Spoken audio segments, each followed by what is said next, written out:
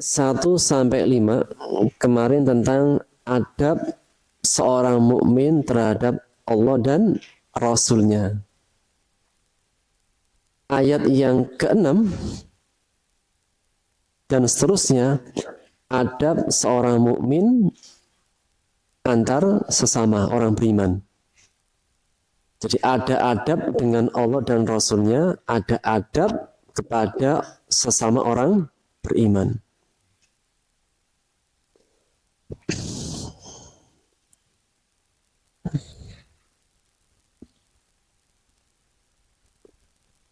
Baik, Bu, kita baca kosakata dulu.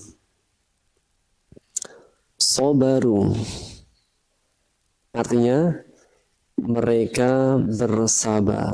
Isim atau fiil? Ya. Ada ikhtilaf ternyata ya. Dua pendapat, Bu, ya. Satu isim, satunya fiil. Cuma yang pendapat yang rojih yang mana, Bu? Pendapat yang kuat nih, mana-mana? Fiil. Asal kata kita baca sobaro yasbiru. Artinya bersabar. Lanjut. Takhruja. Artinya engkau keluar. Isim fiil. Fiil. Asal kata kharaja yakhruju. Sekali lagi, kharaja yakhruju.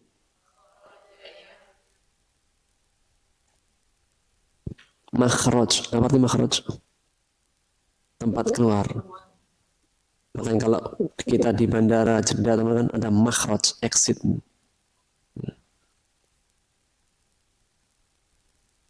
Lanjut. Ja'a.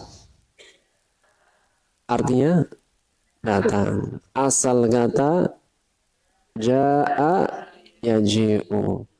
Surat An-Nasr. Ida ja'a nasrullahi wal fatah. Lanjut. Fasiqun. Artinya kok menolong? Wah, ini salah ini, Bu. Ya. Yang salah yang nulis, Bu, bukan ustadznya, Bu. Fasik. Ya. Ya. Fasik. Orang fasik. Apa arti fasik? Fasik. Ada kafir, ada munafik, ada fasik, ada musyrik. Kalau orang musyrik menyekutukan Allah, orang kafir yang tidak beriman, orang munafik bermuka dua, menyembunyikan kebencian, kekafiran dan menampakkan seolah baik teman. Seolah orang beriman. Kalau fasik, itu dia, Bu. Fasik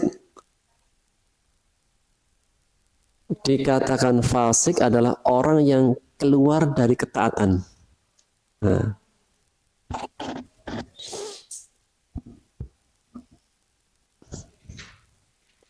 Dia muslim, tapi suka minum khamr. Fasik. Nah, nanti, Bu, fasik itu ada tingkatan-tingkatannya. Ada yang hanya sampai kemaksiatan saja, ada yang sampai derajat kekufuran. Dosa itu enggak satu garis sama. Ada tingkatannya. Ada dosa kecil, ada dosa besar. Orang muslim, tapi banyak tatonya. Tatuan boleh nggak? Nggak boleh. Berarti dia apa? Fasik.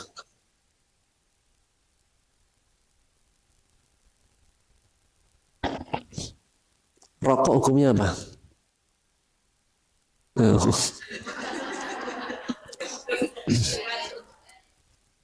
Gini aja, Bu. Kalau bentar.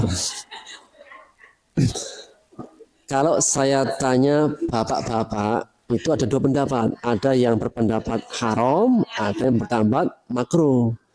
Cuma saya tanya bu, ibu-ibu nih bu, jujur nih ibu-ibu. Ibu-ibu nih bu, bentar dulu. Kira-kira ibu lebih suka haram apa makruh rokok? Kenapa?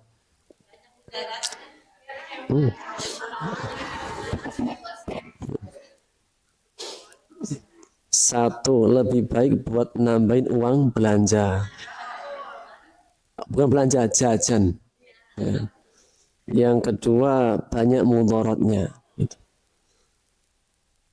Dan nggak ada kan mal-mal itu memperbolehkan merokok kan, pasti dilarang merokok. Jadi sepakat bu ya. Untuk yang di sini sepakat ya. Merokok hukumnya bebas. Sepakat. Maka jika ada orang muslim yang suka rokok, maka dia kan sepakat haram kan? Sepakat haram kan? Nah, jika ada orang muslim suka rokok, maka dia fasik.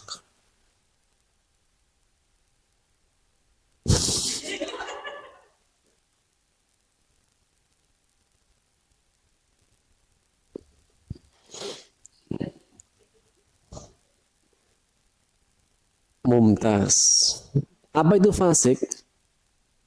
Orang yang keluar dari ketaatan. Makanya sebelum kita menentukan fasik, itu tentukan mana yang haram, mana yang halal.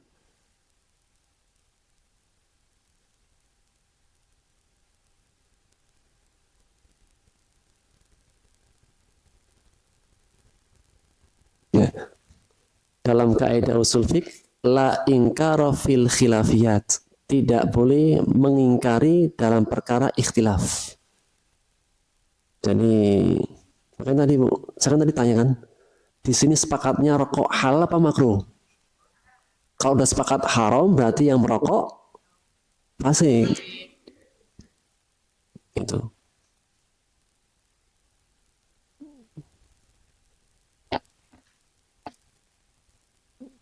Kalau ustadznya rokokan gimana Bu?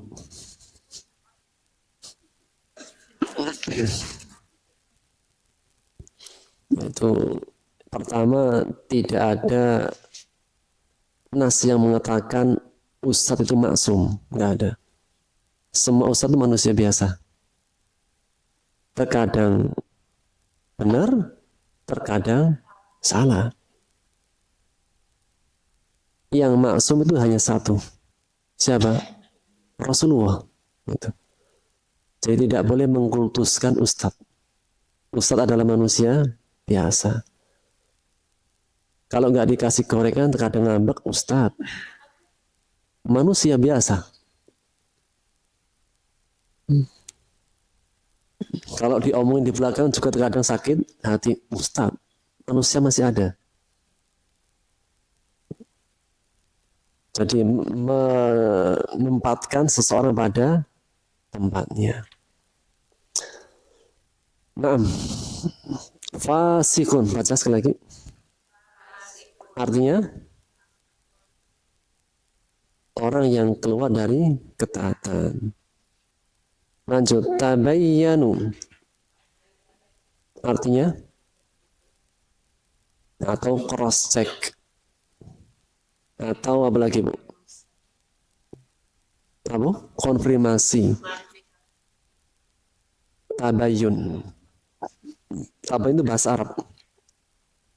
Asal kata tabayyana yatabayyanu. Tabayyana dari kata bayinah, artinya terang, jelas. Dinamakan tabayun, minta diperjelas, diterangkan seterang-terangnya, baru dihukumi. Kebayang? Karena kita tidak boleh menghukumi yang belum jelas.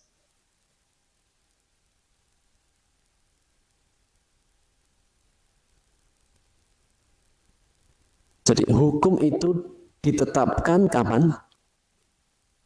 Ketika sudah jelas. Ketika belum jelas tidak boleh diputuskan.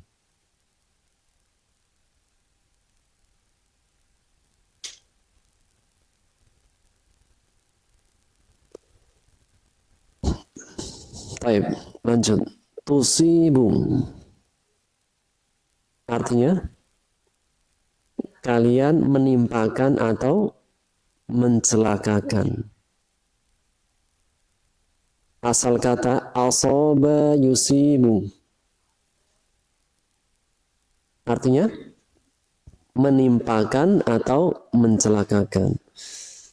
Dari lafadz asoba yusibu juga pecah darinya kalimat musibah. Apa itu musibah? Kena.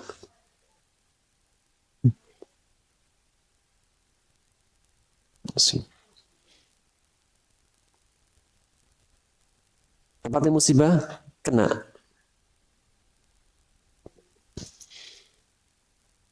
Baik, lanjut. Tusbihun. Artinya atau masuk di waktu pagi, subuh. Oleh karenanya doa pagi dan petang gimana? Asbahna wa asbahal mulku lillah. Atau asbahna ala fitratil Islam. Di waktu Baik. Lanjut. Asal kata asbaha yusbihu. Baca.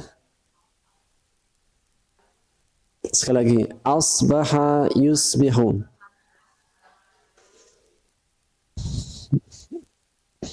Baik. Berikutnya. Nadimina. Artinya orang-orang yang menyesali. Jamak. Kalau satu orang nadimun. Satu. Kalau jamak nadimina.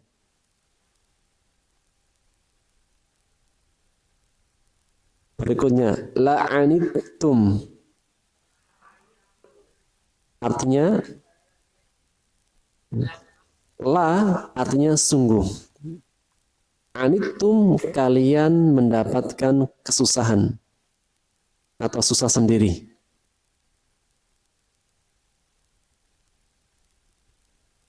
Asal kata kita baca anita ya'natu.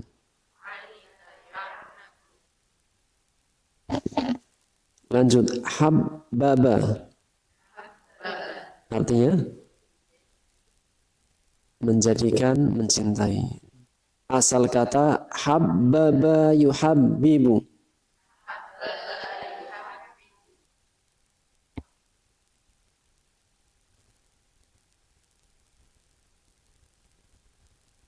Zayyana. Artinya asal kata zayyana yuzayyinu.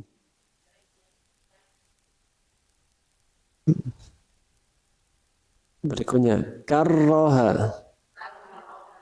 Artinya menjadikan benci atau tidak suka. Asal kata karroha yukarrihu. Sekali lagi, karroha yukarrihu. Terakhir, ar-rasyiduna.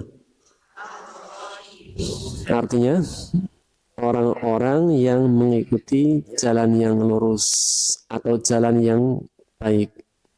Orang-orang yang mengikuti jalan yang lurus, jalan kebaikan, petunjuk. Kalau satunya ar-rasyid, baca ar-rasyid. Artinya orang yang lurus, baik orangnya.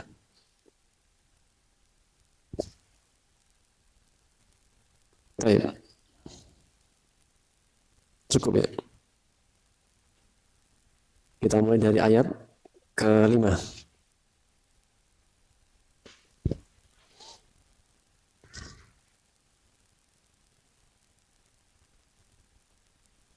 Lima sudah. Sudah. 5 sudah ya. Taib. Ayat ke-6. Bismillah. Ya ayyuha. Artinya saja. Wahai alladzina amanu. Orang-orang yang beriman. Jika. Kalau inna baru sesungguhnya.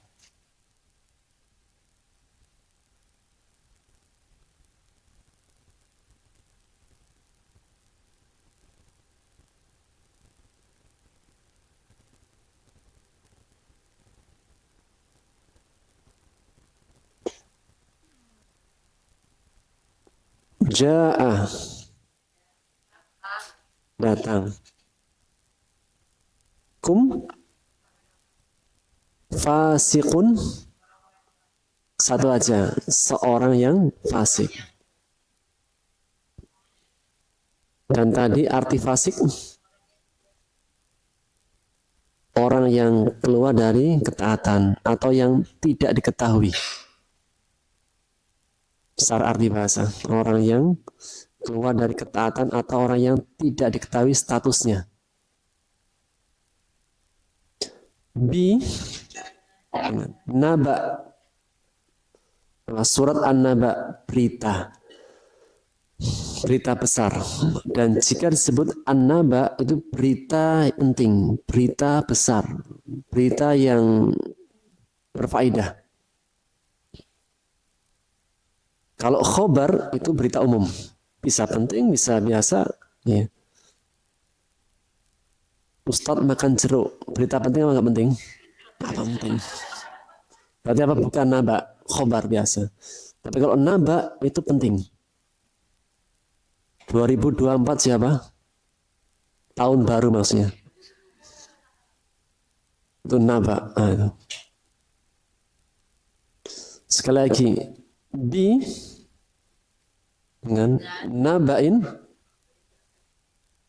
berita penting besar atau berita saja. Fa tabayyanu tadi artinya apa? Telitilah kebenarannya, cross check lah, konfirmasilah.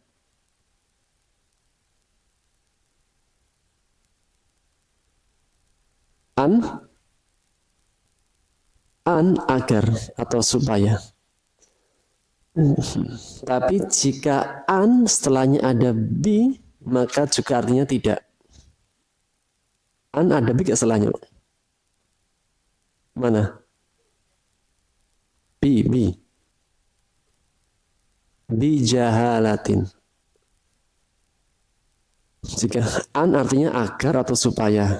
Tapi jika setelahnya ada bi atau min atau ila, maka artinya tidak. Seperti kayak in, kemudian lagi ma. Taib. Antusibu agar tusibu tadi apa? Kalian mencelakakan atau menimpakan. Di sini pasnya apa? Antusibu agar kalian tidak menimpakan atau mencelakakan. Sekali lagi, fatabayyanu, maka telitilah, antusibu agar kalian tidak mencelakakan atau menimpakan keburukan kauman, satu kaum, bi dengan jahala, jahil, karena kebodohan atau dengan kebodohan. Maksudnya bu nggak tahu. Fa tusbihu, maka kalian menjadi. Aslinya gini bu, fatusbihu nadimina. Apa itu nadimin tadi? Nadimin artinya menyesal, orang-orang yang menyesal. Jadi aslinya gini, fatusbihu nadimina ala ma fa'altum. Fatusbihu, maka kalian menjadi nadimin, menyesal, ala, atas, ma, apa-apa yang fa'altum, kalian lakukan, kalian kerjakan. Sekali lagi dari awal. Ya ayyuhalladzina amanu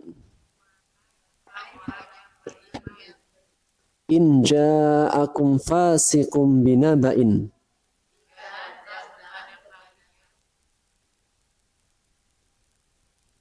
Dengan semua berita besar atau berita penting, fatabayyanu antusibu qauman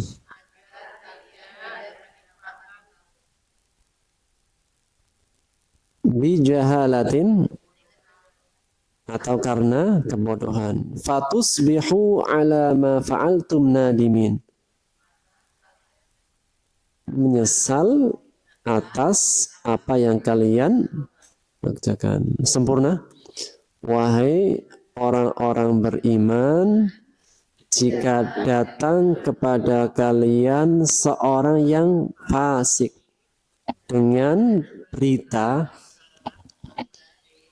maka telitilah agar kalian tidak mencelakakan atau menimpakan keburukan pada suatu kaum dengan kebodohan atau karena kebodohan. Maka kalian menjadi menyesal atas apa yang kalian kerjakan, lakukan. Kenapa menyesal? Karena kabarnya ternyata salah. Lanjut ayat 7. Wa i'lamu, ketahuilah oleh kalian, anna, sesungguhnya, fikum, di tengah-tengah kalian, maksudnya fikum, di tengah-tengah kalian, Rasulullah, ada Rasul Allah. Siapa maksudnya? Nabi Muhammad sallallahu alaihi wasallam. Lau, apa lau? Jikalau, seandainya, sekiranya, yuti', apa yuti'? Taat, mentaati, mengikuti, taat, patuh, mengikuti. Sekali lagi, lau, jikalau, yuti'u, yuti' dia, yuti kan, dia kan, dia mematuhi atau mengikuti, menuruti kum, kalian. Dia di sini siapa? Rasulullah. Sahabat, sekali lagi, lau yuti'ukum, jikalau dia, bukan kalian, dia kan, yuti', dia kan, yuti', dia mentaati kum, kalian. Jadi dia mentaati kalian, bukan Rasulullah mentaati kalian, mengikuti kehendak kalian. Fi, di dalam, kasir, banyak, dalam banyak, minal amri, min, dari, al amri, urusan, banyak urusan, atau dalam banyak hal. Sekali lagi, lau, jikalau, yuti'ukum, Dia mentaati kalian atau mengikuti kehendak kalian fi katsirim minal amr, dalam banyak hal, langsung kita aja, dalam banyak urusan. Urusan ini milik siapa? Milik kalian. Lah, sungguh, pasti, benar-benar, anittum, kalian mendapat kesusahan atau menyusahkan diri sendiri. Walakin, akan tetapi, satu paket, walakin, akan tetapi, walakin Allah habbaba, menjadikan cinta, ilaikum, kepada kalian, al-iman, keimanan. Sekali lagi, walakin Allah habbaba, cinta, al-iman ilaikum, keimanan kepada kalian. Akan tapi Allah menjadikan keimanan, menjadikan apa? Cinta, iman kepada kalian. Menjadikan kalian mencintai keimanan. Wa zayyanahu,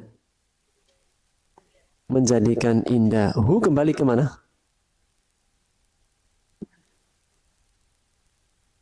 Iman, muntas. Jadikan tadi imannya, hatinya dijadikan cinta dengan keimanan. Dan keimanan ini dihiaskan, dijadikan indah. Fi qulubikum, hati-hati kalian.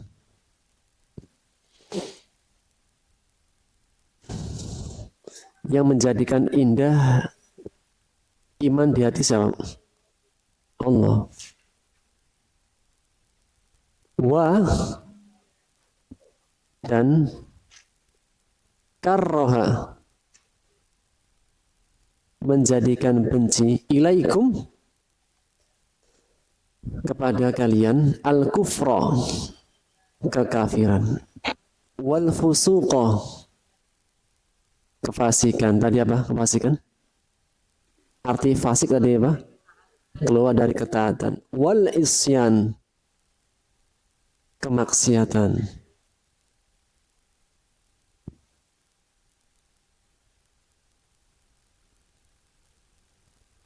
Kemaksiatan. Ulaika, mereka itu, hum, penegasu, benar-benar. Sekali lagi, ulaika hum, mereka itu kembali ke siapa? Orang beriman yang tadi apa? Hatinya jadikan cinta pada keimanan, kemudian apa? Dijadikan benci kepada kekafiran, kefasikan, dan kemaksiatan. Ulaika, mereka itu, hum, benar-benar, ar-rasyidun,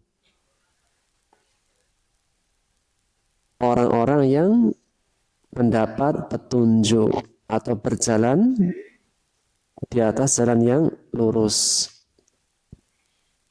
atau orang-orang yang mereka di jalan kebaikan. Rasyidun artinya apa? Yang mereka dalam kebaikan, dalam petunjuk, jalan yang lurus. Baik. Sekali lagi Bu, dari ayat 7. Dari awal. Wa'lamu anna fikum Rasulullah.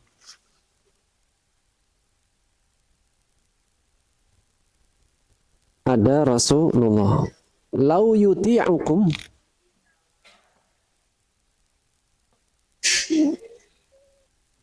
Dia Rasulullah mentaati kalian fi katsiri minal amr la'anittum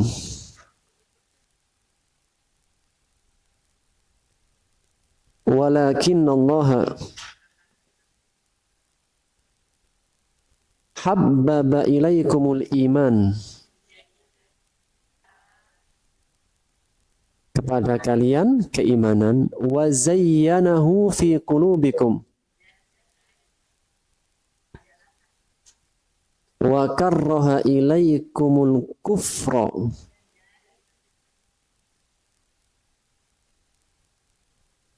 wal fusuqa wal isyan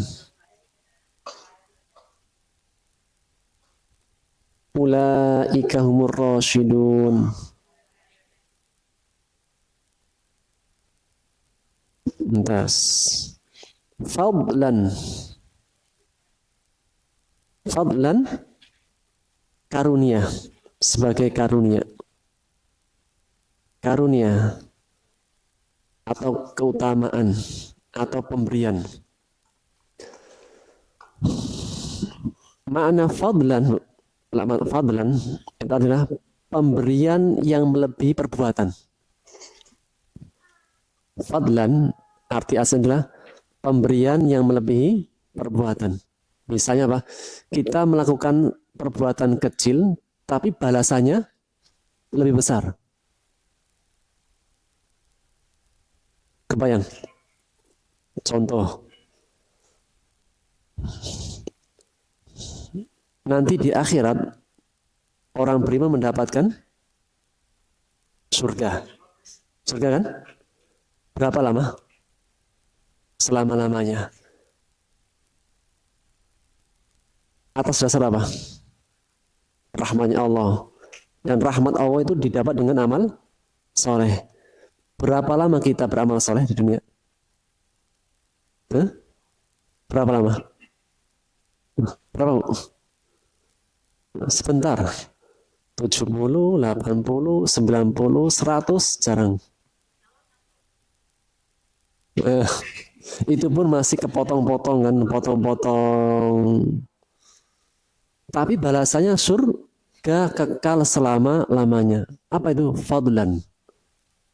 Jadi, makna fadlan balasan yang melebihi dari perbuatan.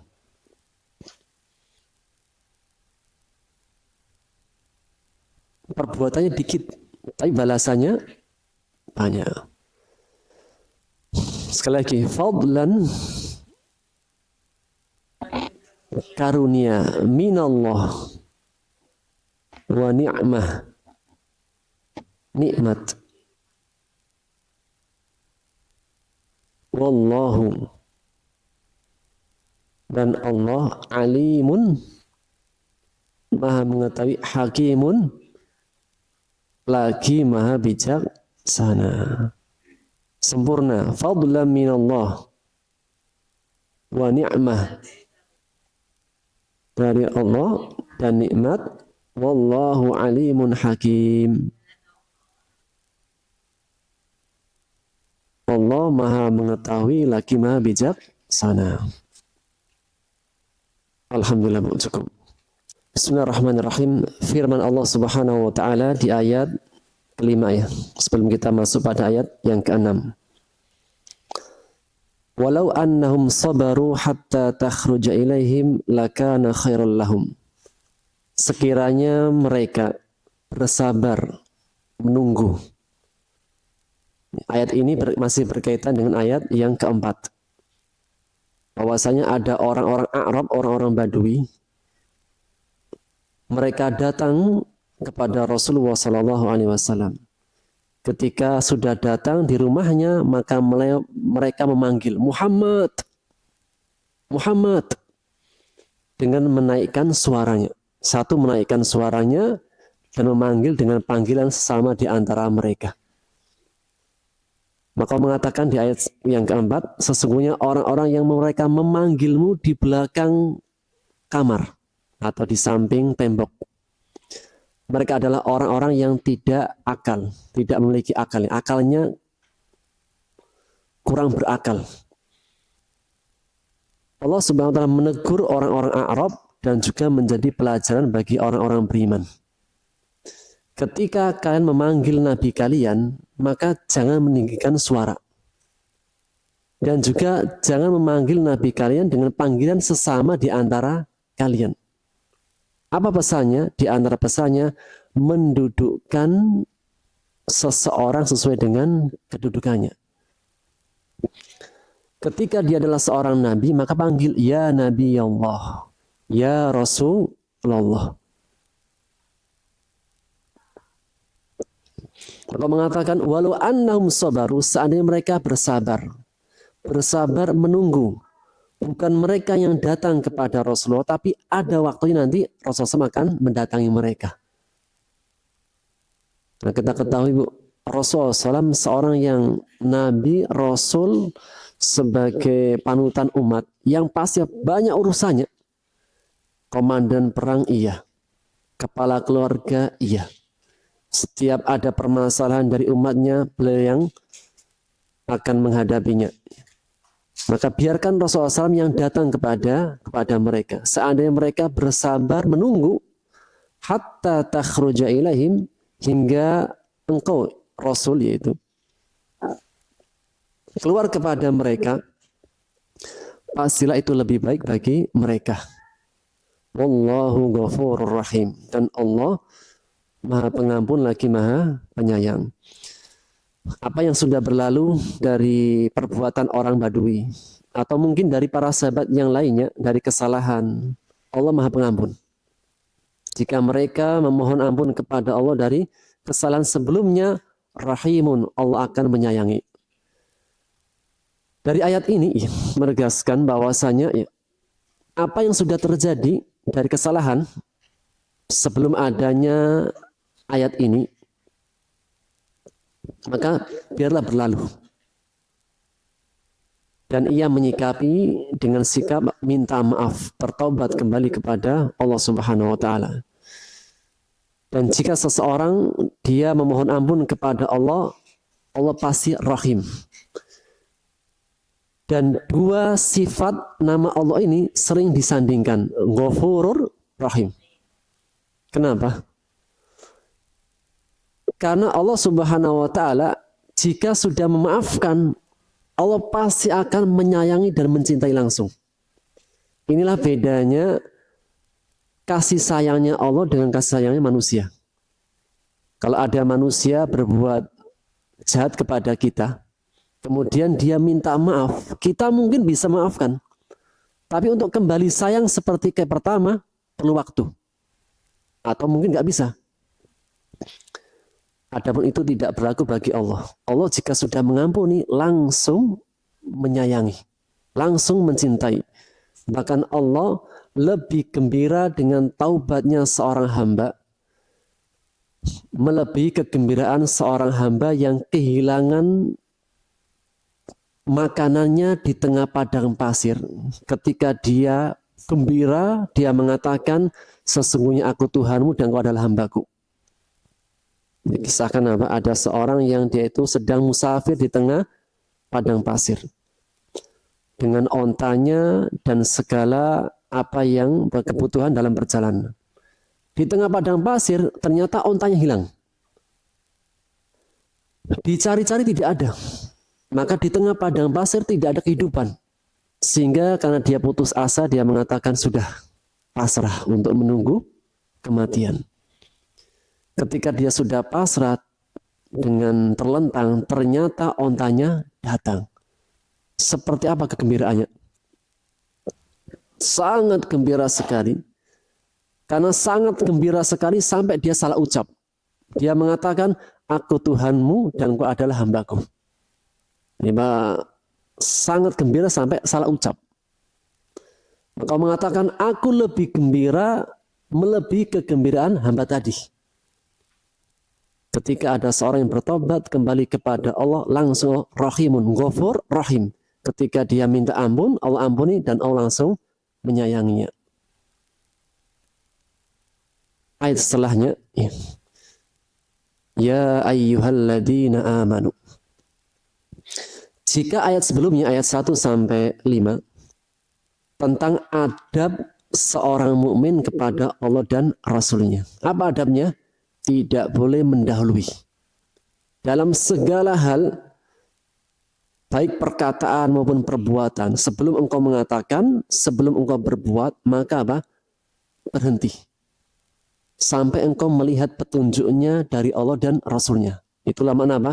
Jangan mendahului Allah dan Rasulnya. Adab yang pertama, apapun perkataannya, apapun perbuatannya, maka jangan melakukan dulu. Sampai Allah dan Rasulnya yang telah menentukan. Dan juga adab terhadap nabinya, tidak boleh menaikkan suara ketika sedang ada Nabi Muhammad SAW. Dan kita sebutkan kemarin mengenai kisahnya Sabit bin Qais.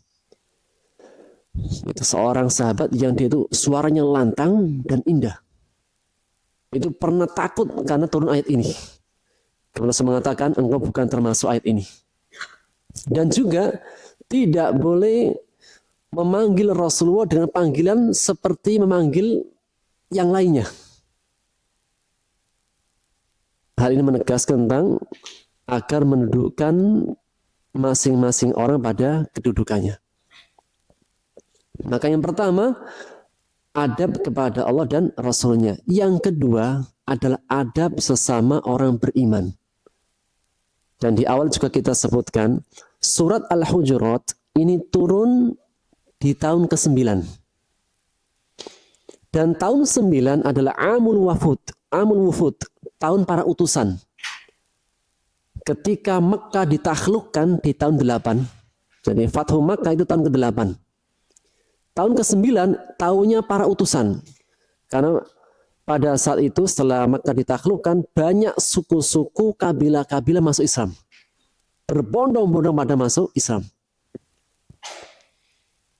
Sehingga di kota Madinah atau masyarakat muslim itu bermacam-macam. Ada yang sudah lama dengan keislamannya, atau bahasa kita sudah lama ngaji. Ada orang-orang yang masih baru ngaji. Tentunya pasti akan beda keadaan. Yang satunya sudah lama dengan kebaikan-kebaikan, yang satunya baru mau masuk dunia baru. Yang awalnya sudah mengenal Islam sejak dia kecil. Di lingkungan yang muslim, komunitas muslim, kebiasa dengan hal-hal Islam. Satunya baru. Apakah dia baru hijrah atau baru masuk Islam? Dan masing-masing suku punya tabiat dan karakternya. Seperti kayak kita di Indonesia kan. Banyak suku, kabilah, dan masing-masing punya karakternya, kebiasaannya. Yang mungkin saja ada kebiasaan A, menurut suku ini baik. Menurut suku yang lain nggak baik. Sehingga di kota Madinah majemuk. Maka kemajemukan ini jika tidak ada bimbingan, maka akan menjadi masalah baru. Jadi kelas 6 dicampur dengan kelas 1. Masalah gak, Bu? Masalah. Yang sudah lama ngaji dicampur dengan yang baru-baru ngaji. Masalah gak? Apa masalahnya, Bu? Ya banyak. Kadang yang ini melihatnya sinis, yang ini juga minder, dan seterusnya. Makalah turun surat Al-Hujurat menjadi apa? Menjadi solusi. Membentuk masyarakat muslim agar mereka semuanya di atas akhlak dan adab. Sehingga yang menjadi pokok pembahasan dari surat Al-Hujurat adalah akhlak atau adab. Adab dan akhlak adalah unsur atau sebab membentuk masyarakat. Masyarakat itu dibentuk dengan adab dan akhlak.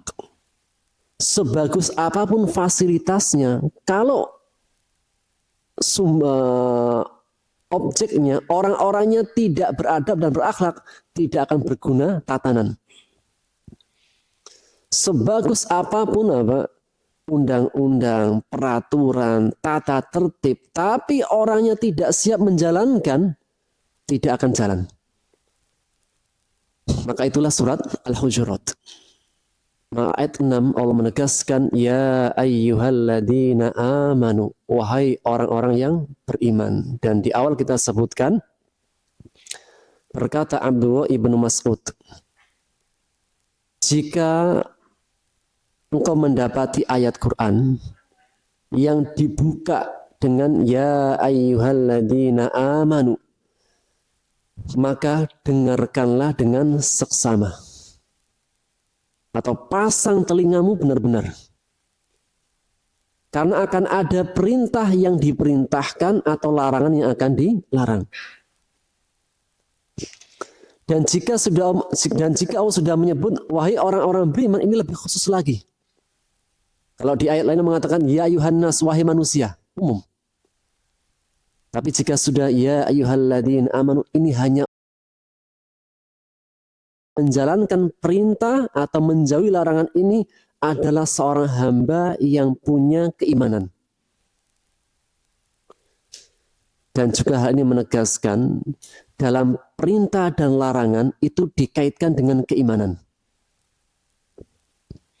Kalaulah perintah dan larangan ini dijalankan tidak atas dasar keimanan, maka tidak akan sekuat, tidak akan kuat, tidak akan mengikat. Namun jika perintah dan larangan ini diikat dengan keimanan, maka seseorang akan lebih mudah dalam menjalankannya. Maka mengatakan ya ayyuhalladzina amanu, wahai orang-orang beriman. In ja'akum fasikum binaba'in. Jika ada orang yang fasik. Dan orang fasik adalah orang yang keluar dari ketaatan. Atau orang yang statusnya belum jelas. Belum kita kenal.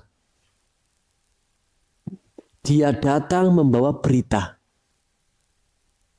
Dan naba adalah berita penting atau berita yang memiliki faedah, berita besar. Maka pesan Allah, fatabayyanu, hendaklah kalian meneliti, mengkonfirmasi, bertabayun. Dan ayat ini memiliki asbabun nuzul. Sebab musabab turunnya ayat. Disebutkan dalam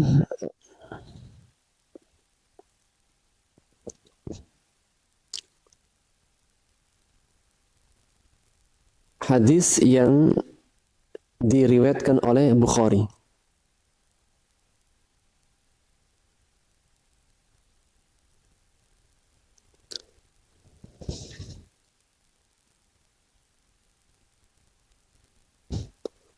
Bahwasanya suatu ketika Rasulullah SAW mengutus seorang sahabat yang bernama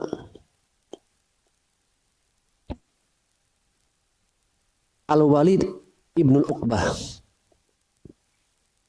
sebagai amil zakat. Jadi Al-Walid ibn Uqbah diutus Rasulullah untuk mendatangi Bani Mustalik, yaitu suku atau kabilah Bani Mustalik. Apa tujuannya? Mengambil zakat.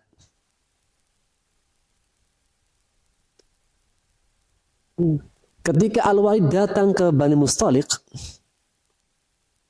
ini orang-orang pada ada beberapa kelompok orang itu mendatangi. Ketika mendatangi, mereka kabur.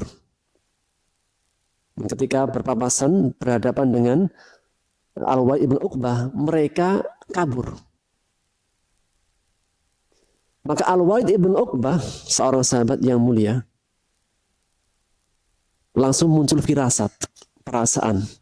Jangan-jangan mereka apa? Berkhianat, yaitu murtad. Mereka tidak mau membayar zakat, akhirnya keluar dari ikatan iman.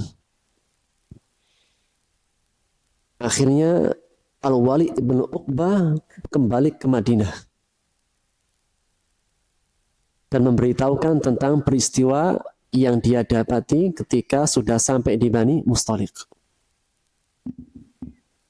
bahwasanya Bani Mustalik mereka murtad atau tidak menepati janji untuk menyerahkan zakat malnya. Akhirnya Rasulullah SAW menyiapkan pasukan untuk menguasai mereka. Maka ditunggu ya, dan Bani Mustalik juga menunggu. Kenapa? Sudah jatuh tempo, belum ada amil zakat yang datang ke mereka. Akhirnya datanglah pasukan, datanglah utusan. Yang ketika pasukan mau menyerang, mereka mengatakan, kenapa kalian menyerang kami? Kami masih tetap dalam keimanan kami. Akhirnya diceritakan bahwasanya ya, pernah ada utusan kepada kalian, yaitu Al-Walid ibn Uqbah, namun kalian meninggalkannya. Kalian tidak menyambutnya. Justru mereka mengatakan, enggak, kami justru menunggu-nunggu utusan dari Rasulullah. Kenapa tidak mengambil zakat kami sampai sekarang? Sampai lewat 1 bulan. Akhirnya Pak, turunlah ayat ini. Ya ayyuhalladzina amanu. Wahai orang-orang yang beriman. In ja'akum fasikun. Jika datang kepada kalian seorang yang fasik. Yang pertama ya, mengenai asbabun nuzul, Al-Walid ibn Uqbah bukan seorang fasik, tapi orang yang dia itu salah tangkap, salah informasi. Ketika dia datang kemudian berjumpa dengan segerombolan satu kelompok dari Bani Mustalik, dikira utusan mereka. Namun ternyata ini pasukan bukan utusan dari mereka, hanya ada segerombolan yang mengira ini mereka kabur. Berarti sudah mengkhianati, sudah berkhianat dan tidak mau beriman, tidak mau menyerahkan zakatnya. Ini anggapan Al-Walid ibn Uqbah. Menurut Bani Mustalik, enggak, sampai sekarang belum ada datang. Kita pun belum pernah mengutus. Dan ketika hampir mau terjadi penyerangan, akhirnya mereka menyampaikan, kami tidak seperti yang dikira. Kami tetap dengan keimanan kami dan kami akan menyerahkan zakat harta kami. Maka turun ayat ini sebagai peringatan. Meskipun kisahnya pada seorang sahabat yang dia bukan seorang yang fasik. Namun jika ada kejadian yang semisal nanti dalam kedepannya, maka ambillah pesan ini. Ya ayyuhalladzina amanu, wahai orang-orang beriman, jika datang kepada kalian seorang yang fasik, baik orang yang fasik adalah orang yang dia itu keluar dari ketaatan, atau orang yang tidak diketahui statusnya. Dia datang binabain dengan membawa sebuah berita. Dan makna fasik, fasik memiliki tingkatan-tingkatannya. Ada fasik yang derajatnya kemaksiatan. Ada fasik yang derajatnya sampai pada kekufuran. Sebagai contoh ya, jika ada orang muslim, dia tidak sholat, maka dia fasik. Tapi jika dia mengingkari kewajiban sholat, maka kefasikannya naik pada kekufuran. Ada seorang muslim yang sudah tahu bahwa rokok hukumnya haram, kemudian dia merokok, dia fasik. Tapi jika dia menghalalkan rokok itu halal, padahal disepakati haram tadi, maka menjadi kufur. Dalam hukum yang sudah jelas disepakati keharamannya. Khomer misalnya. Khomer jelas, tidak ada yang mengatakan khomer itu halal. Ternyata ketika dia minum, dia mengatakan halal, maka kefasikan menjadi kufur. Barang siapa yang mengingkari apa-apa yang Allah halalkan atau apa yang Allah haramkan, dia menjadi kufur. Namun jika hukumnya ikhtilaf, terjadi perbedaan pendapat, maka dalam kaidah fikih adalah la ingkaro fil khilafiyat. tidak boleh mengingkari dalam perkara ikhtilaf. Dalam perkara ikhtilaf itu tidak boleh diingkari dan menjadi perdebatan selama masing-masing ada pijakan dalilnya. Meskipun toh satu kelompok mengatakan ini dalilnya sahih, satu kelompok mengatakan dalilnya enggak sahih. Karena mungkin saja dalam satu hadis itu ulama berbeda pendapat dalam mensahihkan maupun mendhaifkan. Kembali kepada awal. Fatabayyanu, maka telitilah, bertabayunlah. Apa yang dikhawatirkan? Jika kalian tidak tabayyun, antusibu qauman, maka kalian bisa mencelakakan suatu kaum atau menimpakan kehinaan pada suatu kaum bijahalatin, atas dasar ketidaktahuan. Fatusbihu ala ma fa'altum nadimin, sehingga kalian menjadi menyesal atas apa-apa yang kalian perbuat. Berapa banyak masalah, pertengkaran, percecokan di antara manusia, terkadang sebabnya salah tangkap, salah informasi. Sehingga dari sini membutuhkan segala sesuatu yang ada dari informasi, jangan langsung dihukumi. Sampai dilakukan dengan tabayun, cross check, diteliti kebenarannya, dipastikan. Dan makna tabayun, meneliti atau meng-cross check, ya. Hal ini menegaskan tidak boleh tergesa-gesa dalam menghakimi.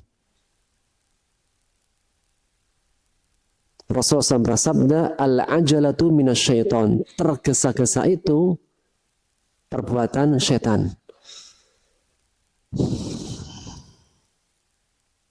Lihat di HP suami ada chat, langsung apa? Dihukumi. Setelah dihukumi, punya usut, ternyata itu nomor ibunya yang baru.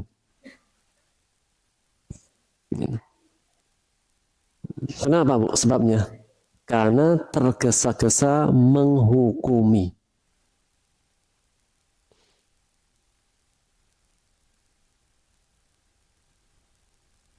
Atau juga terlalu cepat menghukumi atau menyampaikan dari sumber yang tidak jelas.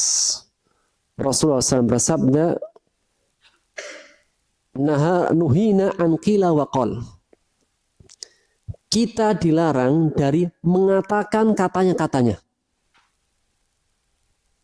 Apa yang larang apa? Mengatakan qila wa qal, katanya-katanya. Katanya si Anu itu si fulan gini. Katanya dia si fulan gini.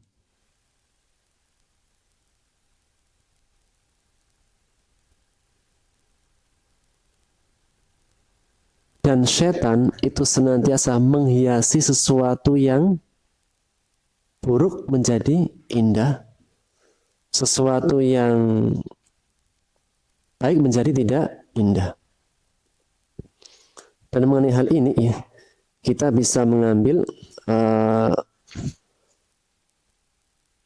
dari kisah Rasulullah SAW bersama Sofia.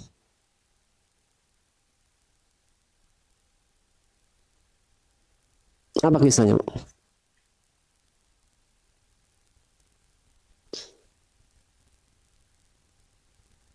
Hadis yang diriwayatkan oleh Bukhari dari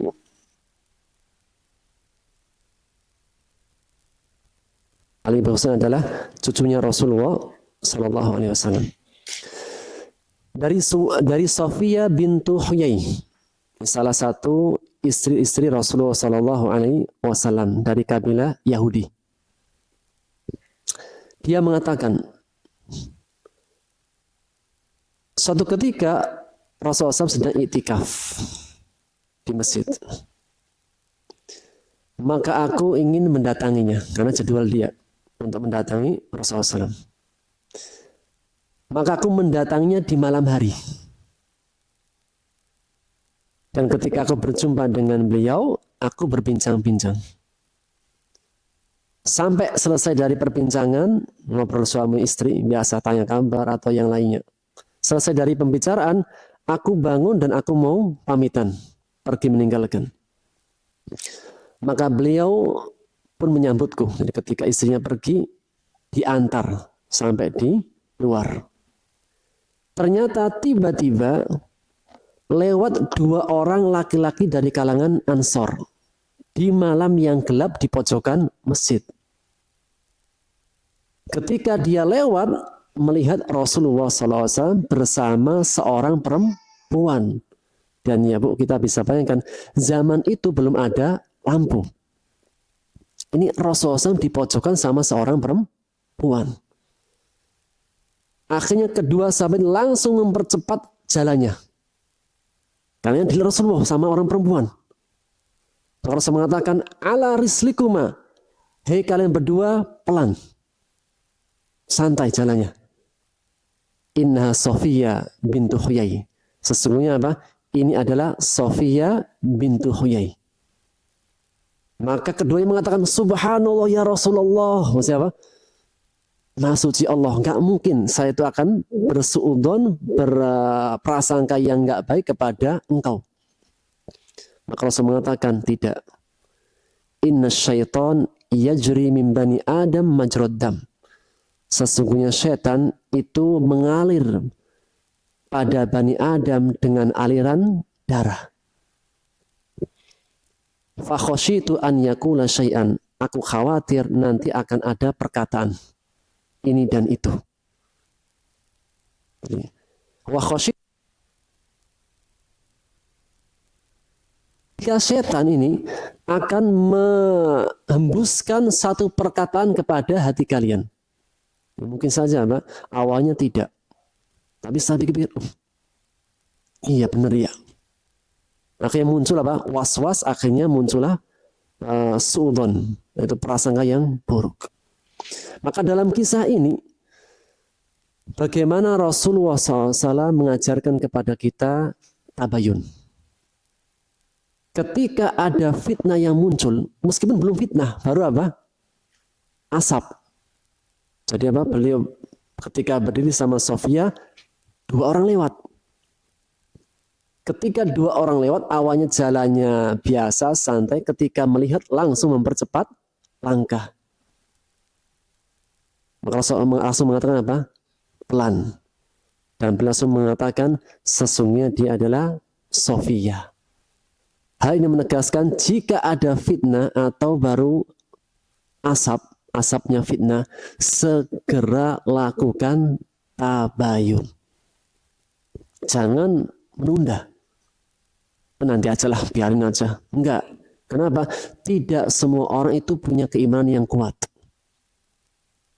Terkadang mungkin dia adalah orang yang awalnya sudah tidak percaya. Namun dalam perjalanan waktu, setan menghembuskan fitnah dalam hatinya. Akhirnya awalnya tidak termakan fitnah, dalam perjalanan waktu termakan fitnah. Kisah yang lain, kisahnya hadisatul ifki, berita dusta, berita bohong yang dituduhkan kepada Aisyah radhiyallahu taala anha. Juga disebutkan dalam hadis riwayat Bukhari tentang kisahnya Aisyah. Suatu ketika Rasulullah SAW itu keluar dalam peperangan. Dan kebiasaan beliau ketika beliau keluar itu pasti mengundi istri-istrinya. Ketika diundi ternyata yang keluar adalah namaku. Sehingga aku pun yang membersamai beliau dalam suatu peperangan. Hingga akhirnya selesai dari peperangan kemudian kembali pulang. Dan ketika kembali pulang ya, Aisyah menyebutkan aku berada di atas haudaj, yaitu apa? Onta, di atasnya onta yang dikasih apa nama itu? Nah, kayak apa? Keranda ya, kalau keranda bukan tenda ya, haudaj ya. Dan dia mengatakan, dulu kami perempuan-perempuan itu jika naik sesuatu itu ringan. Maksudnya apa? Kami para perempuan itu menjaga berat badan. Jadi kalau kita itu naik itu terasa kayak tidak ada yang naikin, ringan. Kenapa, Bu? Ini Aisyah. Kemudian suatu ketika ya, kami berteduh dalam suatu tempat hingga berhenti. Dan pada saat itu aku sedang qadul hajah, yaitu sedang hajat. Ada hajat yang dituju. Selesai dari hajatku, aku kembali kepada haudaj, ke tempatku, tempat tadi. Ketika aku masuk, ternyata aku kehilangan kalungku. Atau dalam riwayat lain itu kehilangan satu benda berharga. Akhirnya aku keluar untuk mencarinya. Sampai aku mendapatkannya, ketika aku kembali, ternyata kafilah sudah berjalan, sudah pergi. Dan tadi bahwasanya kami dulu wanita-wanita yang menjaga berat badan. Ketika kami itu menjaga berat badan, akhirnya tidak terasa. Ini ada orang dalamnya, enggak ada. Ketika mereka pergi, akhirnya aku mencari tempat yang mereka tadi di tempat itu. Akhirnya Aisyah di tempat itu menunggu. Siapa tahu ada yang menjemputnya. Hingga akhirnya beliau karena kelelahan tertidur. Ketika tertidur, tidak lama kemudian ada seorang sahabat. Seorang sahabat yang dia qadarullah, dia terlambat. Saya lupa namanya tadi. Siapa namanya? Sofyan bin Mu'attal. Ketika dia lewat itu di jalan tempat tadi, dia melihat wajahku, dia melihat diriku sebelum ada larangan hijab. Jadi Aisyah dulu ya seperti wanita pada umumnya, tidak memakai hijab dengan memakai cadarnya. Maka dia dulu mengenaliku ketika aku belum menikah dengan Rasulullah SAW. Akhirnya dia mengatakan innalillahi wa inna rajiun, dan tidak berbicara dengan kata-kata yang lain kecuali istirja. Kemudian menaikkan di atas onta hingga dia membawaku sampai di gerbang pintu Madinah. Ketika sampai di gerbang pintu Madinah, maka ada orang yang melihat, yaitu Abdullah bin Ubay bin Salul, kepalanya orang munafik. Akhirnya ketika melihat pemandangan seperti, wah, Aisyah bersama dengan laki-laki ini. Sedangkan Rasulullah SAW sudah duluan. Akhirnya Abdullah bin Ubay bin Salul menyebarkan berita kemana-mana. Bahwasanya Aisyah berkholwat atau sampai tingkatan berzina dengan Sofwan bin Mu'attal. Tersebarlah kemana-mana berita. Qadarullah, Aisyah itu sedang sakit. Jadi habis dari perjalanan pulangnya sakit sehingga diam saja di rumah. Ternyata dalam perjalanan waktu sehari, 2 hari, sepekan semakin tersebar berita dusta tentang Aisyah bahwasanya dia berzina. Dan di antara orang yang termakan fitnah 3 orang. Dan tidak termakan saja, termakan fitnah dan ikut menyebarkan. Yang pertama adalah Hasan bin Sabit. Yang kedua Mistah bin Usasah. Dan yang ketiga Hamna bin Jahsh. Maka 3 orang ini 3 sahabat yang mulia. Sahabat. Imannya sudah Masya Allah itu. Masih saja termakan fitnah. Khususnya Mistah bin Usasah. Mistah bin Usasah ibnu khalati Abi Bakar. Anak bibinya Abu Bakar. Jadi Abu Bakar punya bibi. Bibinya punya anak, namanya Mistah bin Usasah. Yang Mistah ini keluarga miskin. Yang menanggung hajatnya, menanggung kehidupannya adalah Abu Bakar. Jadi orang terdekatnya pun masih bisa termakan fitnah. Kurang dekat gimana? anak bibinya satu. Yang kedua, keluarga Mistah yang menanggung adalah Abu Bakar. Itu saja masih kemakan fitnah, dan tidak hanya kemakan, ikut menyebarkan juga. Akhirnya tersebarlah berita kemana-mana. Dan Allah takdirkan wahyu tidak turun selama sebulan. Atau dalam riwayat 30 hari. Hingga akhirnya Aisyah izin kepada Rasulullah, izinkan aku pulang ke rumah bapaknya Abu Bakar. Karena dia satu sakit, di samping sakit juga mendengarkan berita yang menyakitkan hati, sehingga sakitnya bertambah sakit. Akhirnya beliau pulang. Dan ketika pulang sampai beberapa hari, Rasulullah datang. Dan sebelum datang Rasulullah pernah minta pendapat. Pendapatnya Usama dan Ali. Kira-kira menurut pendapat kalian berdua bagaimana mengenai tentang istri saya? Siapa? Aisyah. Kata Ali bin Abi Thalib, ya Rasul, masih banyak yang lain. Masih banyak perempuan yang bagus. Ali, dia menantunya.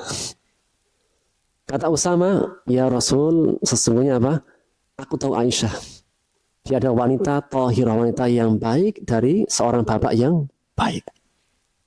Maksudnya keduanya tidak berani menjazamkan, memastikan apakah benar atau tidaknya. Cuma kata Ali, ya masih banyak wanita yang lain. Kata Usama, aku tidak melihat sesuatu keburukan padanya. Hingga akhirnya Rasulullah mendatangi Aisyah.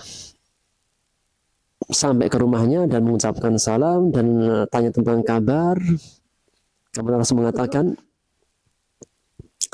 wahai Aisyah, sesungguhnya tersebar berita ini dan itu tentangmu. Dan Rasul pun tidak bisa menjawab. Ya, seorang suami pun tidak bisa menjawab karena tidak ada wahyu turun. Maka beliau mengatakan, idza almamti bidambin, jika benar engkau melakukan perbuatan dosa, wahai Aisyah, fastaghfirillah wa tubi ilallah, maka beristighfarlah dan taubat. Selesai. Wa idza, dan jika apa yang dikatakan mereka tidak benar, anti bari'ah, Allah akan membersihkan tuduhanmu. Sudah selesai. Jika engkau berbuat dosa, maka minta ampunlah dan taubat, selesai. Atau jika engkau tidak melakukan, Allah akan membelamu, akan menuliskan, memberikan tabri'ah, yaitu pensucian terhadap dirimu. Maka kata Aisyah, sesungguhnya tidak ada seorang pun yang mendengarkan perkataanku. Tidak ada yang diharapkan dari manusia untuk mendengarkan. Hanya saja perkataan, aku teringat perkataan bapaknya Nabi Yusuf, Nabi Ya'qub alaihissalam. Maka dia mengatakan, fasabrun jamil ala ma yasifun. Tidak ada kata yang terbaik kecuali sabar yang indah dari apa yang mereka sifatkan. Wallahu musta'anu ala ma tasifun. Allah sajalah tempat aku meminta pertolongan dari apa yang mereka sifatkan. Selesai. Jadi aku mau bicara kepada siapapun nggak dengar. Jadi udah, kalau gitu aku bersabar dengan sabar yang indah seperti sabarnya Nabi Ya'qub. Fasabrun jamil. Tidak ada yang bisa mendengarkan perkataanku kecuali Allah Subhanahu wa taala dari apa yang mereka katakan. Akhirnya Rasulullah SAW izin keluar. Baru mau keluar, akhirnya langsung turun surat. Itu surat An-Nur ayat 1 sampai 10 yang menunjukkan Aisyah terlepas dari tuduhan. Dan Aisyah mengatakan ketika turun ayat surat An-Nur, maka beliau langsung berkeringat. Padahal malam itu malam yang sangat dingin. Menunjukkan ketika turun wahyu itu sangat berat keadaannya. Dan Aisyah mengatakan, sungguh aku tidak pernah mengira. Aku ini orang yang rendah, orang yang apalah searti saya. Gak mungkin Allah menurunkan ayat atau surat tentang diriku. Ternyata Allah Subhanahu wa taala menurunkan ayat dan surat tentang diriku. Seandainya Allah tidak menyebutkan ayat atau pembelaan, apalah diriku? Siapa diriku? Aku manusia biasa. Namun ini apa? Di antara Allah Subhanahu wa taala membela dirinya dan keluarganya. Sehingga turunnya surat An-Nur ayat 1 sampai 10 pembelaan Allah kepada Rasulnya. Dan juga dari kisah ini menegaskan Al-Quran bukan perkataan Rasulullah. Seandainya Al-Quran perkataan Rasulullah SAW, sejak awal sudah dibela. Namun Rasulullah SAW tidak mengatakan melainkan pasti wahyu dari Allah Subhanahu wa taala. Dan mengenai kisah ini juga kisahnya Abu Ayyub Al-Ansari. Abu Ayyub Al-Ansari suatu ketika berduaan dengan istrinya. Ketika baru hangat-hangatnya tentang tuduhan kepada Aisyah, Ayyub mengatakan, wahai istriku, menurutmu kira-kira tuduhan yang dituduhkan kepada Aisyah benar apa salah? Maka istri mengatakan, wahai suamiku,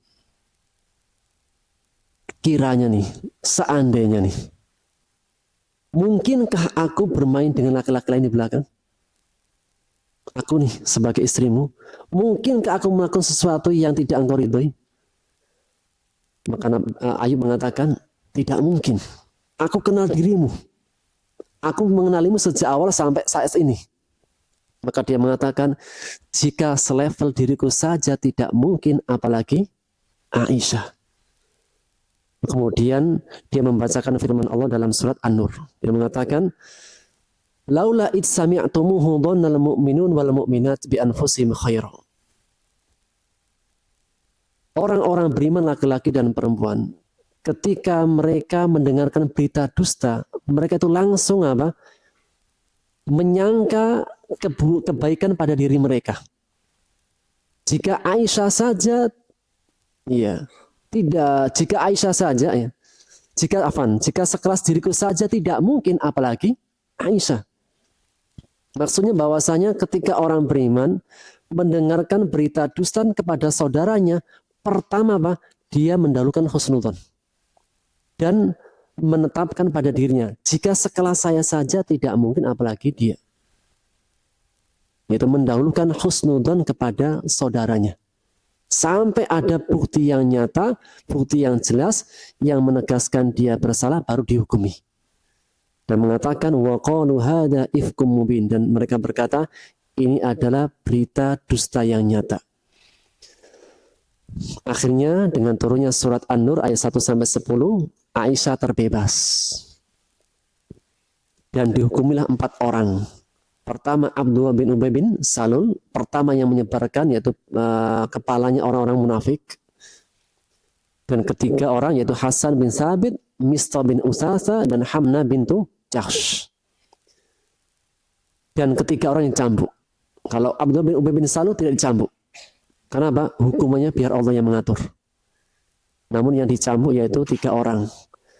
Dan dari 3 orang ini, orang dekatnya Abu Bakar adalah Mistah bin Usasa.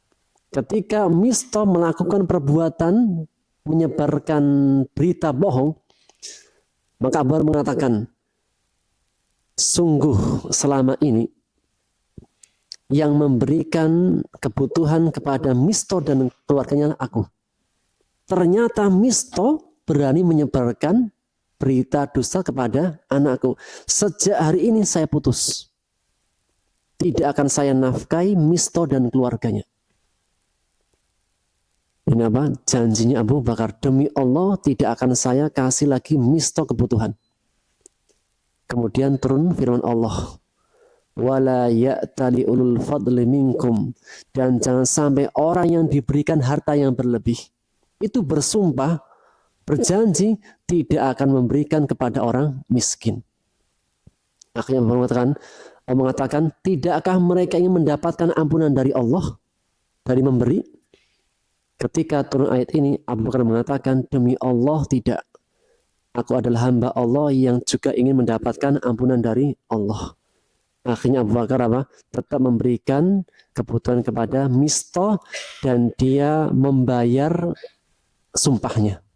Dia mengatakan, demi Allah aku tidak akan memberikan kebutuhan kepada Mistah. Ini adalah yamin, yaitu janji, bersumpah. Dan di antara ketika seorang bersumpah, jika akan melakukan lagi, maka dia harus ada kafaratnya, kafaratul aiman. Maka dalam kisah ini, dalam kisah tadi, kenapa terjadi semakin besarnya berita dusta kepada Aisyah? Karena tidak tabayun, tergesa-gesa. Dan dengan sikap tabayun ini bisa memperkecil masalah. Dan pada tabayun terdapat tidak tergesa-gesa, tidak mengatakan qila wa qal. Dan Rasulullah mengatakan dalam hadisnya, cukuplah seseorang dikatakan pendusta.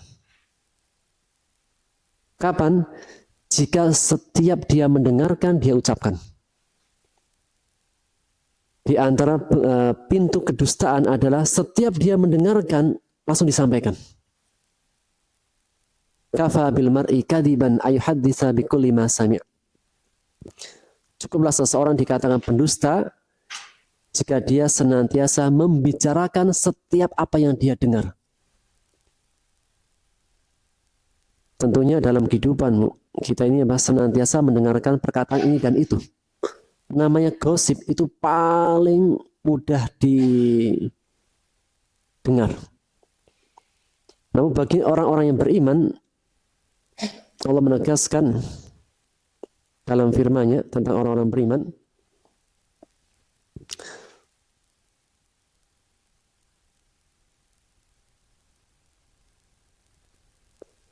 alladzina yastami'unal qawla fayattabi'una ahsana.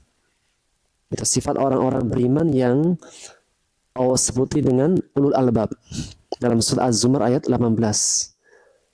Alladzina yastami'unal qawla. Orang-orang yang mereka mendengarkan perkataan. Tentunya perkataan itu banyak. Setiap hari kita mendengar perkataan. Gosip, berita, cerita, setiap hari pasti ada. Namun orang-orang beriman, Allah mengatakan fayattabi'una ahsana. Ketika orang beriman mendengarkan banyak perkataan, maka dia hanya memilih perkataan yang paling baik.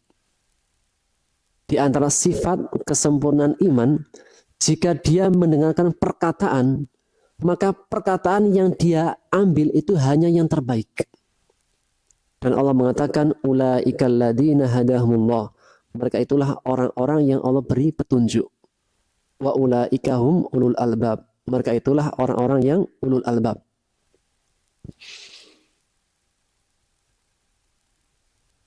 Sehingga ya, di antara sifat ulul albab, orang-orang yang Allah kasih petunjuk, adalah orang-orang yang jika dia mendengarkan banyak perkataan, maka perkataan yang diikuti, yang diambil itu yang terbaik.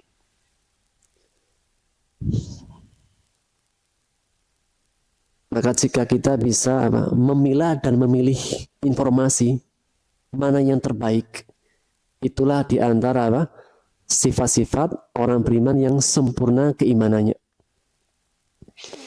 Dan juga dari ayat ini, ya, dari ayat yang kita kaji, ya, sifat tabayyun senantiasa menyelidiki kapan saja menerima informasi dan jangan sampai merugikan orang lain karena ketidaktahuan. Maka menghindari sifat gegabah, tergesa-gesa, atau mengatakan qila wa qal, katanya. Dan Allah sebutkan ya, kelak nanti jika tidak tabayun, kelak nanti akan menyesal dengan apa yang dia perbuat. Dan juga dari ayat ini menegaskan ya, seseorang ketika menyampaikan berita, ada yang diterima, ada yang ditolak, dan ada yang diteliti. Jika datang dari orang yang benar, maka diterima. Jika datang dari orang pendusta, maka ditolak. Dan jika datang dari orang yang fasik atau orang yang tidak jelas statusnya, maka diteliti dan dipastikan dulu. Dan dari ayat ini As-Sa'di mengatakan, ulama hadis mereka itu menerima riwayatnya Khawarij. Jadi kalau Khawarij diterima riwayatnya. Lawannya Khawarij Syiah. Kalau Syiah tidak diterima. Kenapa? Khawarij ini kelompok kaum muslimin yang sudah jauh dari kebenaran. Yang mereka itu melihat dosa kecil dihukumi dosa besar. Ada di antara kaum muslimin itu yang keluar dari jalan kebenaran. Melihat dosa kecil itu dihukumi dosa besar. Tidak memilah antara dosa kecil dan dosa besar.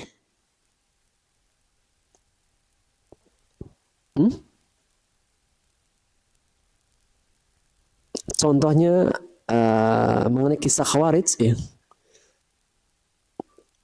Contohnya mengenai kisah tentang zakat, ya. Ini apa? Tentang awal munculnya Khawarij. Itu bahwasanya suatu ketika Rasulullah membagi zakat atau membagi pembagian rampasan perang. Ketika membagi rampasan perang atau zakat, mereka mengatakan, wahai Muhammad, bersikap adilah. Nabi Muhammad bilang apa? Suruh adil. Rasul mengatakan, dan siapa yang bisa membagi adil selain aku? Jadi Nabi Muhammad saja apa? Disuruh untuk adil. Dan Khawarij ya, diantaranya apa? Kisahnya bersama Ali dan Muawiyah.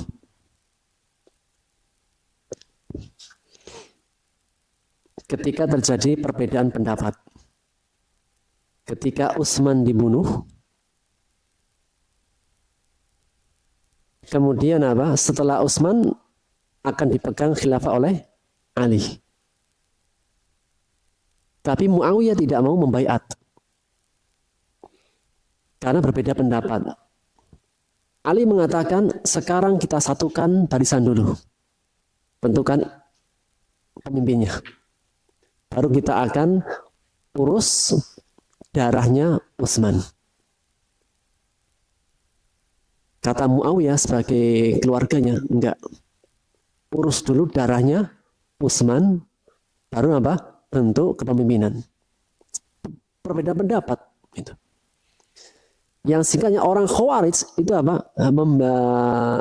Tidak mau menerima pendapatnya Muawiyah.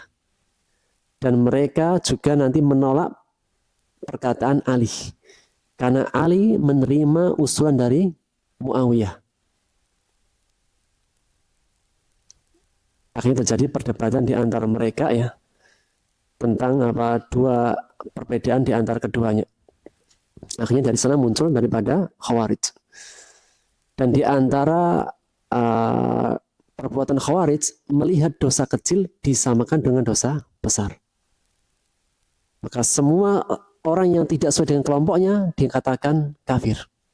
Maka semua para sahabat dikafirkan sama Khawarij. Dan kisahnya sangat masyhur di zaman para sahabat.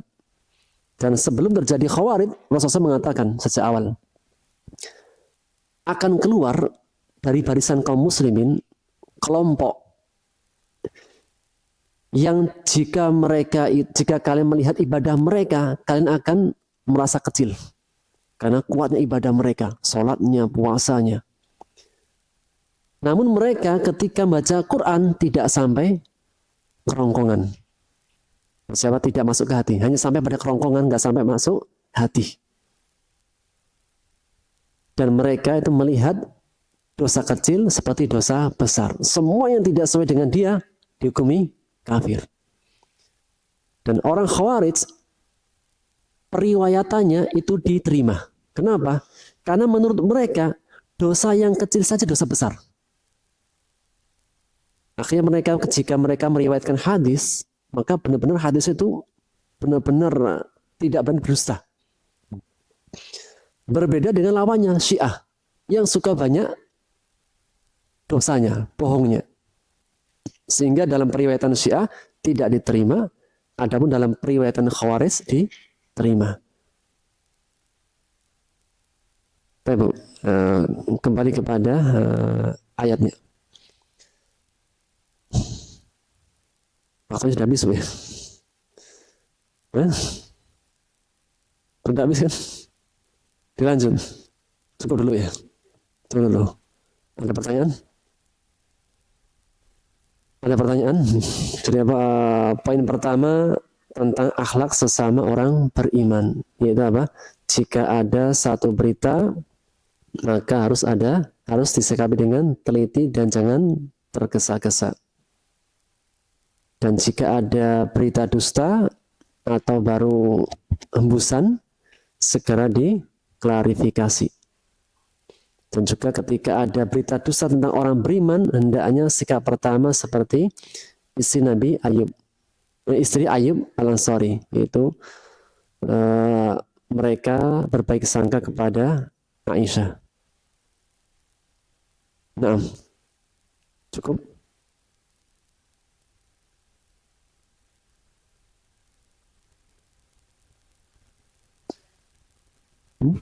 Mendudukkan seseorang sesuai dengan kedudukannya. Nah.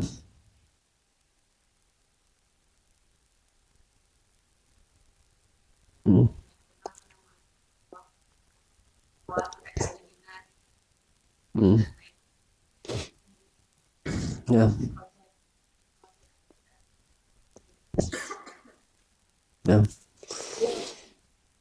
Pertama, lafadz Sayyidina boleh.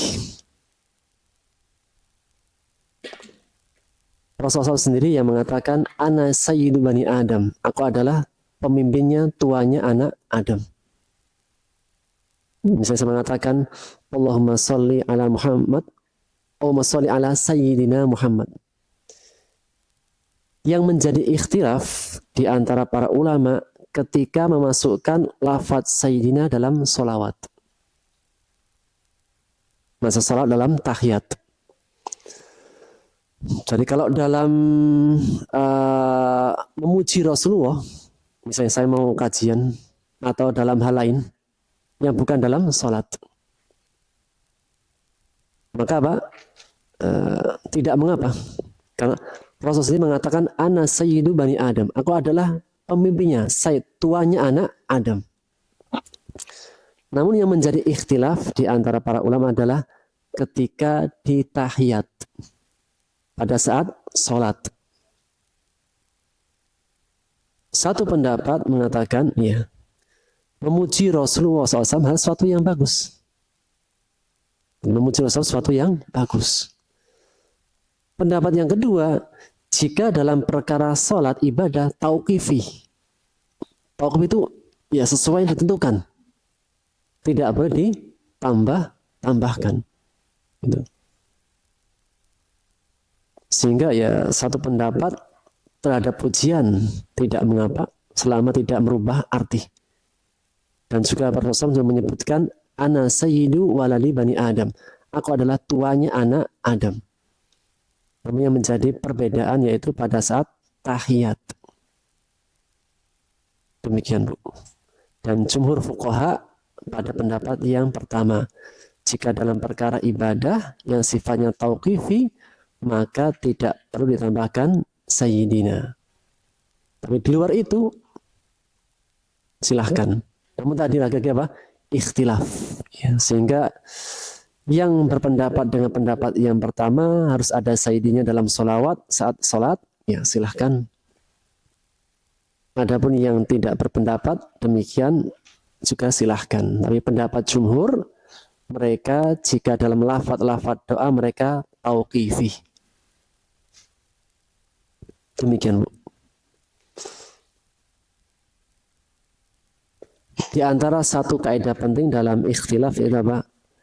Jika permasalahan ikhtilaf itu tidak boleh diingkari selama ikhtilaf yang berdasarkan dalil. Jadi, ikhtilaf yang diingkari, ikhtilaf yang tidak ada dalilnya. Misal, bahwasanya jika kita bersolawat maka akan datang rohnya Rasulullah Sallallahu Alaihi Wasallam. Ini apa? Tidak ada dalilnya. Karena namanya orang kalau sudah meninggal pasti di alam barzakh, berbeda alam dengan kita. Maka jika ada pendapat seperti ini tidak perlu ada ikhtilaf. Maksudnya diingkari. Sesuatu yang ikhtilaf yang tidak ada nasnya boleh diingkari. Tapi jika ikhtilaf yang ada dalilnya masing-masing dengan pendapatnya. Demikian Bu. Dan ya apalagi kita di Indonesia itu majemuk. Berbagai macam madhabnya dan afiliasinya. Ada yang afiliasinya ke Saudi, mereka mengambil madhab Hambali. Ada yang afiliasinya ke Mesir, mereka mengambil madhab Syafi'i. Ada yang mereka ke Maroko, Libya, dan sekitarnya mengambil madhab Maliki. Dan ada yang di Irak dan lainnya Hanafi. Asalkan masing-masing punya pijakan nas dalilnya, maka silahkan. Namun ya kita tentunya apa? Mengambil mana yang paling kuat dalilnya, yang paling rajih. Demikian Bu. Wallahu ta'ala alam bisawab. Kesimpulannya, la ingkar fil khilafiyat, tidak boleh mengingkari dalam perkara khilafiyat. Allahu Akbar sendekap, silahkan. Allahu Akbar tidak sendekap, malaki, ya silahkan.